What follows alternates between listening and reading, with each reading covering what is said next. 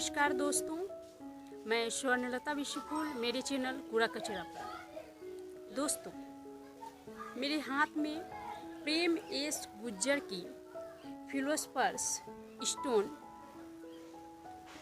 Novel है। इस उपन्यास में लेखक के द्वारा और इस उपन्यास में एक ऐसी कहानी है। एक छोटा बच्चा सपना देखता है और वह बच्चा जो है बहुत ज़्यादा पढ़ा लिखा नहीं होता, बल्कि वह बच्चा जो है अपनी पुरानी किताबें बेच करके नई पुस्तकें खरीदता है और उस पुस्तक को पढ़ने की रुचि जगाता है और नई नई बातें सीखता है। वह बच्चा चरवाहा होता है।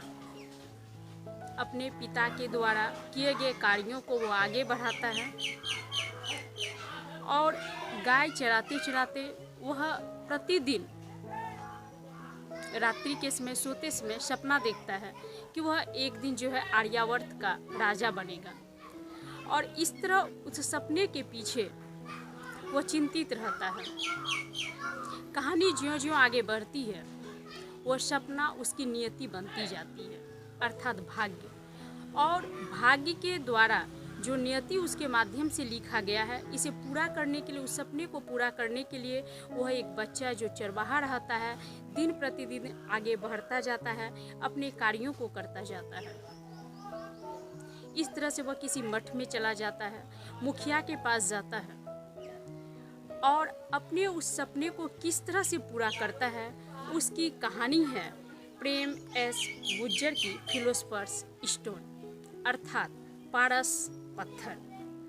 आप जब इस कहानी को पढ़ेंगे, इस उपन्यास के अंदर की कहानी को पढ़ेंगे, तो आपको लगेगा एक बच्चा के माध्यम से जिस तरह से इसमें मेहनत, संघर्ष, संयम बरता गया है, एक बच्चा जिस तरह से अपनी रुचि को जगाता है, पुरानी चीज़ों को बेच करके नई पुस्तकें खरीदता है, पुरानी पुस्तकें बेच करके नई पुस्तकें खरीदता है, स्वप्न की पुस्तकें खरीदता है और इस तरह से अपने स्वप्न को साकार करने के लिए बड़े बड़े मठों पर चला जाता है, मंदिरों में चला जाता है, पंडितों से बात करता है, मुखिया से बात करता है। और इस तरह इस उपन्यास में एक चरवाहे की कहानी, जो उसके बचपन में जो सपना आता है, जो उसके धड़कते दिल में सपना आता है, जो उसके कांपते कदमों के माध्यम से उस सपना को पूरा करना चाहता है, तो लेखक के माध्यम से इस सपना को वह पूरा करता है। इस तरह से जो है वह इस कहानी के माध्यम से जो है शहर जाता है। वो बच्चा शहर कभी नहीं देखा हुआ रहता है, लेकिन वह शहर जाता है और शहर जाते हुए जो है उसे संभावनाओं का संसार दिखता है कि जब,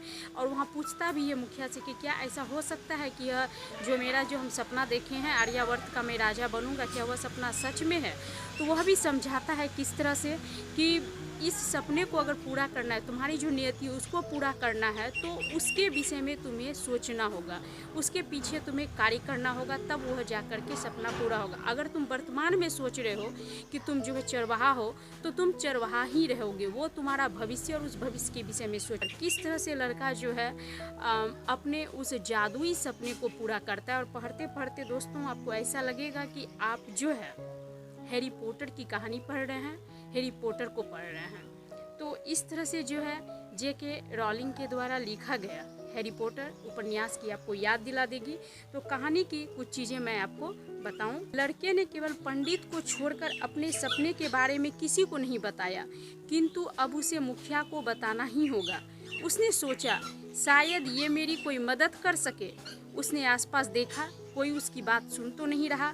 जब तसल्ली हो गई तो धीमे से कहने लगा, मुझे आर्यावर्त का राजा बनने का सपना आता है। और सपने को किस तरह से मुखिया के माध्यम से जो है स्पष्ट किया जाता है। सपने देखना अच्छी बात है, पर उनको पूरा करने की चिंता में अपने शरीर की ऊर्जा को मत बर्बाद करो। तुम बस सपने देखो एवं विश्वास रखो कि वह पूरे होंगे। तुम्हारा विश्वास जितना प्रबल होगा, ईश्वर एक दिन तुम्हें रास्ता जरूर दिखाएगा। लड़के ने सिर्फ हाँ में सिर हिलाया। वो इंतजार करने लगा कि पंडित बदले में कितनी भेड़ें मांगता है, क्योंकि लड़का चरवाहा था तो गाय भेड़ें चराता था। जब कुछ देर तक पंडित कुछ नहीं बोला तो लड़के ने पूछा, इसके बदले में कितनी भेड़ें देनी होंगी। पंडित लड़के की बात सुन हंसने लगा। कुछ देर बाद हंसता रहा, फिर बोला, मैं तुमसे जो मांगूं वह दे पाओगे। लड़के ने सोचा सच में ये पंडित जो उसकी भेड़ें लेकर ही रहेगा। फिर भी उसने कहा, जी आप जो मांगोगे वह दूंगा, वचन दो कि जो मांगूंगा वह दोगे। लड़के ने वचन दे दिया, लेकिन मन में कहीं न कहीं भ्रांतियाँ थी। फिर दिल थाम कर बैठ गया कि अब पंडित जो भी कहेगा उसे देना पड़ेगा। और पंडित क्या कहता है उसे तो सुनिए आप। तो पंडित जो है सरलता दिखाते हुए मुस्कुराते हुए कहता है, तुम सिर्फ अपने पिताजी को दिया हुआ वचन पूरा करना। मतलब उस लड़के ने अपने पिता को मरते समय ये वचन दिया था कि पिताजी, मैं एक सपना देखा हूँ, बचपन से देखता आ रहा हूँ कि मैं आर्यावर्त का राजा बनूंगा। वो तो पिता के पास स्पष्ट नहीं कर पाता, लेकिन क्या वह बच्चा आर्यावर्त का राजा बनता है? यह रहस्य है इस कहानी का।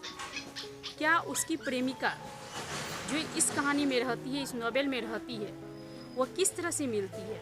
क्या वो जादुई जंगल से राजा बनने तक का सफ़र तय कर पाता है? आप इस रोचक उपन्यास में अपना समय दें, अपना कीमती समय दें, और आपको ज़रा सा भी नहीं लगेगा कि जो है आप पढ़ते पढ़ते किस दुनिया में जा रहे हैं। और आपको जीवन की जो शैली है, आपकी जो रोचकता है, अंदर में रोमानियत है, इस उपन्यास के माध्यम से स्पष्ट हो पाएगी। मुझे तो काफ़ी अच्छी लगी। आप इस उपन्यास को पढ़ें। मेरे चैनल कूड़ा कचरा पर सब्सक्राइब करें, लाइक करें। बहुत बहुत दिली आभार।